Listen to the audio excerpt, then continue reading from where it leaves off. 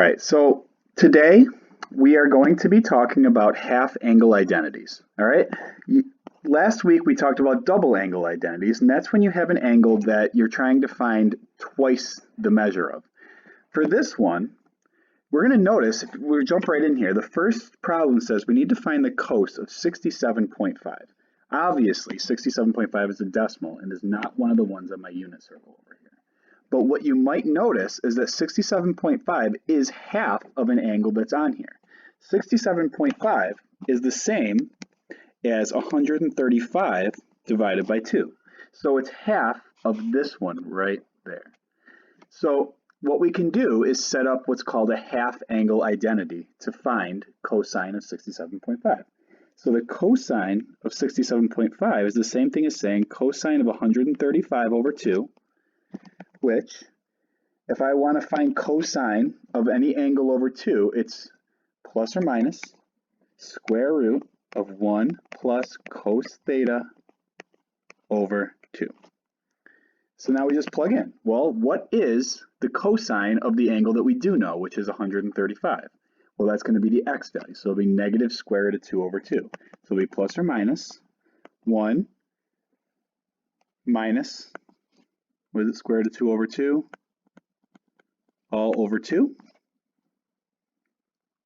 And then to make a common denominator, we put everything over 2, and then we can cancel them. So this is going to be times 2 on top here, times 2 on top here. We end up with, and remember, you can cancel all the bottoms when you do this. You have the square root of 2 minus square root of 2 over 4. And, well, square root of 2 minus square root of 2 over 4 is square root of 2 minus square root of 2, and then square root of 4 is just 2. Now, could you simplify that a little bit? Yeah, but I'm not going to make you do that. You can leave it just like that. I know it's a double square root, which is a little bit weird. I'm not going to get into all of the manipulation that you'd have to do to simplify that. I really just want you to know how these work. So we're going to stick with it there, and hopefully that'll make it a little bit easier for you guys. All right, look at the next one. Look at number 5. All right, for this one, we have tangent of 157.5. So 157.5, again, is not on our unit circle, but it is half of an angle, and it's half of 315. And you find all these just by doubling it, just times 2, and you can figure out what it's half of. So tangent of 315 divided by 2. Well, our tangent formula, you probably notice, actually has 3 different formulas. Okay, we have this one, which is by far the most complicated, and then you have 2 that are a little bit simpler, right? So use either one of those top ones. Okay, I'll use this third one, or the second 2. Don't use this first one if you don't have to. Okay, so let's use this second one. Tan of theta over 2 equals sine theta over 1 plus cos theta. So equals sine 315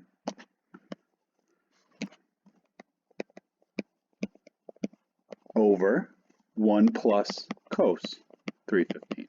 At this point, it's just a matter of solving it. So sine of 315 is right here. That is the y value at 315, negative square root of 2 over 2. All over 1 plus cos of 315 is positive square root of 2 over 2. And again, just make a common denominator for everything and then cross them off. So we have negative square root of 2 over 2 plus square root of 2.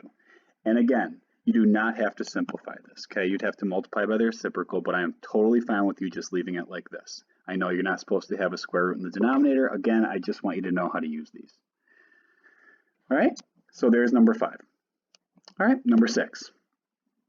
First step, hopefully by now, you know, just plug in 180 for pi and turn this into a degrees. So 11 times 180 divided by 12, I'm doing this in my calculator right now, is 165.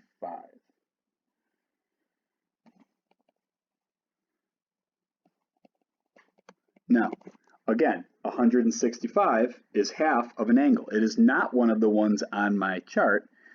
And we actually couldn't add or subtract anything to get 165. If you tried, you would recognize that that's not going to be possible with the numbers on a unit circle. So we have to figure out that it's half of 330. So sine of 330 over 2. So let's use sine theta over 2. Well, let's just use 330 instead of theta just to make this a little bit shorter. Sine 330 over 2. And the formula for any sine of an angle over 2 is right here. Plus or minus square root of 1 plus cos theta over 2. So 1 plus cos 330 over 2.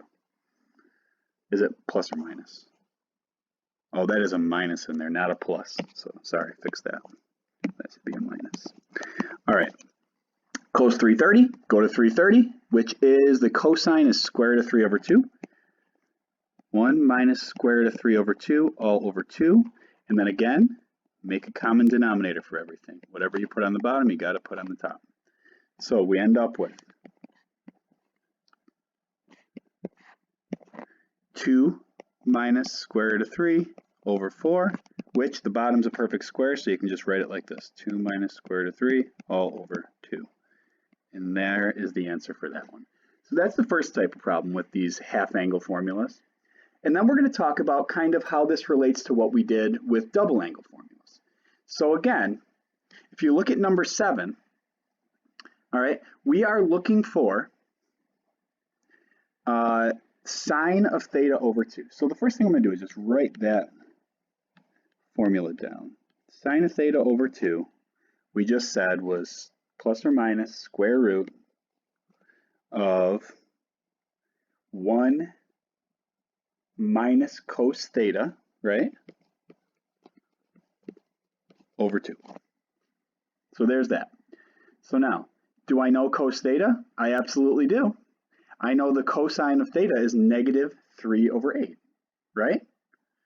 So this one's going to be nice and easy. I don't really have to do much at all. I just go square root 1 plus 3 over 8, because minus negative over 2. Make a common denominator, so 8, 8, 8, 8.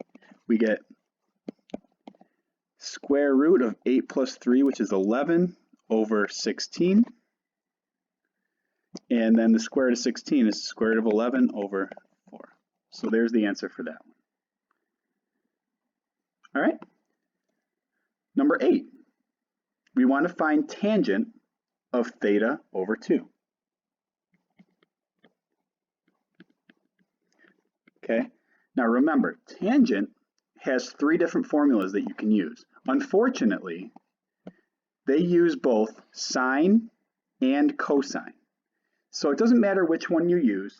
You can use any of them. Let's just use this one in the middle here, 1 minus cos theta over sine theta.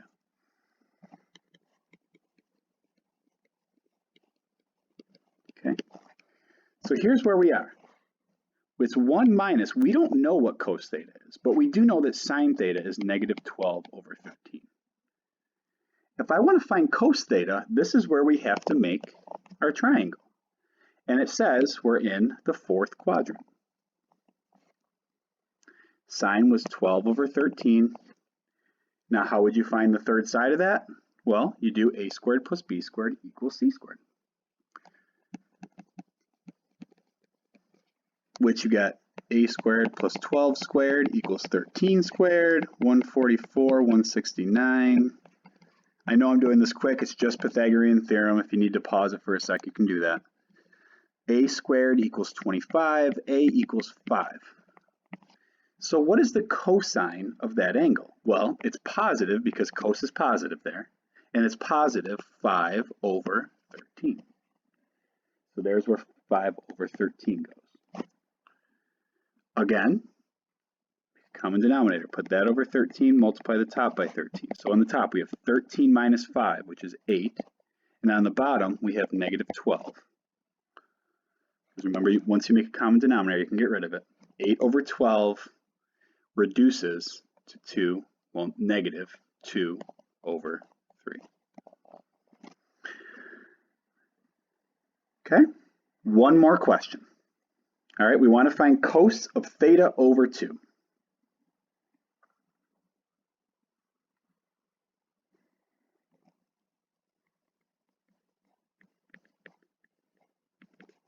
All right, what's the formula for that? Well, the formula for cos of theta over 2 is 1 plus cos theta over 2.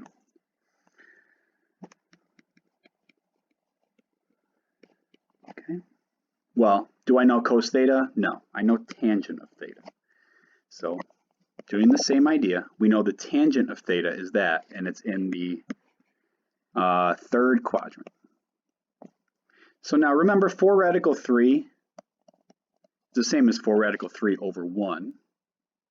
So we have 1 squared plus 4 square root of 3 squared equals c squared. We're trying to find the hypotenuse. You can type this in your calculator. What you'll get is 36, I believe. No, you will get 16 times 3, which is 48. I'm sorry, that was my bad. My math skills are lacking today. This should be 48. That's 49. Oh, nice, it's a perfect square. So this is going to be 7. So this ends up being 7. So what is the cosine of theta? Well, oh, and this should be square root. I don't know why I didn't write square root. All right, so the cosine of theta is square root of 1 plus 1 over 7. And is cosine positive or negative in this quadrant? Well, cosine is negative because that's the tangent quadrant. So that's actually going to be 1 minus 1 over 7 over 2. Same idea, common denominator. Then cancel them. So on the top, I have square root of 7 minus 1 is 6. On the bottom, I have 14. Right? And neither of those are perfect squares, so we can just leave that. That's fine. Square root of 6 over 14. And I am fine with you leaving it like that.